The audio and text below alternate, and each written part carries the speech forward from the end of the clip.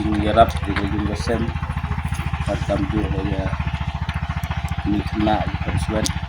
The Hinotrab Integrated Territorial Organization Jantia Hills, under the leadership of Pinhon Chulet, who is also sports secretary, along with other leaders, Pinbyang Rimbai, Barista Shilla, had donated utensils and other food items to the family of late S. Dakar, who had witnessed a fire incident where their house was completely turned into ashes a few days ago.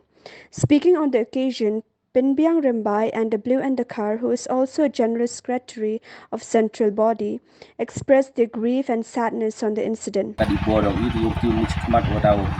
ko gilat miti wa manda sna piti di yung wadau yo cucu iwan yo ayara upi kad borong ini kita ngadak wa snyau ambejing amsen langi aja niga gen gijing dia gijing yung pi kala dua buram yo basing wa yo da yo next time yo bentai yo kam yo sam pergi stom nah nasla siwa yo langkong na chap nagaliang yo ingam yo mau i nagaliang yo i detik i wa ya iki wa ingam tela untuk import ini nak yo am yo eh nak tela i bro ye ro tip blai tip dan magajin sikat bahagia hikmat yana di mesin bro berhan tok ru mesin di kau lek ramten ha perkat di kau mau degayung konsuat konrang ni degayung udu ya han nak tela i bro ye tip do blai di tip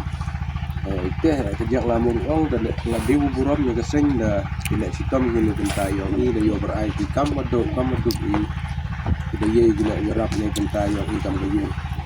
nga na kanyang yung nga kaya yung siyang kunan na wala ang la dia klam hai kanyang gasing untuk gasing bukan ini keling and binang ye yung pelaj por pelaj sini bentanya ikam yung kublai sibun ni gasing jadi sutri serman yung pelai gasing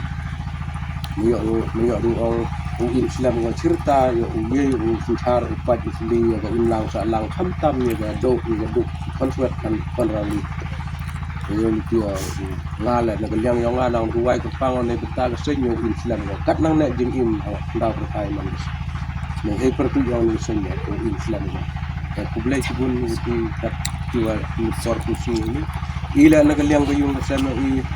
pumiyay yung sukilyang iti may jing arap yung i minyak sa horor tau kita